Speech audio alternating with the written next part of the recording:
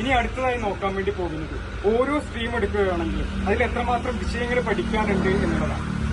നമുക്ക് ഏറ്റവും ആദ്യം ബയോളജി സയൻസ് നോക്കാം. ബയോളജി സയൻസിൽ ഫിസിക്സ്, കെമിസ്ട്രി, ബയോളജി അതുപോലെ തന്നെ മാത്സ് എന്നീ വിഷയങ്ങളാണ് പഠിക്കാനുള്ളത്.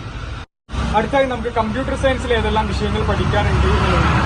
കമ്പ്യൂട്ടർ സയൻസിൽ പഠിക്കാനുള്ള വിഷയങ്ങൾ ഫിസിക്സ്, കെമിസ്ട്രി, മാത്സ് അതുപോലെ തന്നെ കമ്പ്യൂട്ടർ സയൻസ് എന്നുള്ളതാണ്. അടുത്തായി നമുക്ക് കൊമേഴ്സിൽ ഏതെല്ലാം വിഷയങ്ങൾ പഠിക്കാനുണ്ട് എന്നുള്ളത് നോക്കാം. കൊമേഴ്സിൽ പഠിക്കാനുള്ള വിഷയങ്ങൾ എന്ന് പറയുന്നത് accountancy, economics, business studies, computer application അല്ലെങ്കിൽ മാത്സ്. അടുത്തതായി നമുക്ക് ഹ്യൂമാനിറ്റീസിൽ എത്രമാത്രം വിഷയങ്ങൾ പഠിക്കാനുണ്ട് നോക്കാം. ഏറ്റവും ആദ്യം ഹിസ്റ്ററി, അതുപോലെ തന്നെ പൊളിറ്റിക്സ്, ജോഗ്രഫി ഓർ സോഷ്യോളജി, അതുപോലെ തന്നെ എക്കണോമിക്സ്. ഇനി നിങ്ങൾ മനസ്സിലാക്കേണ്ട ഒരു കാര്യം, ഇത്തരം കോമ്പിനേഷൻസ് മാത്രമല്ല അവൈലബിൾ ആയിട്ടുള്ളത്, ഇനിയും അനവധി കോമ്പിനേഷൻസ് ഉണ്ട്. പക്ഷേ നമ്മുടെ അവിടെ അധികം പോപ്പുലർ ആയിട്ടുള്ള കോമ്പിനേഷൻ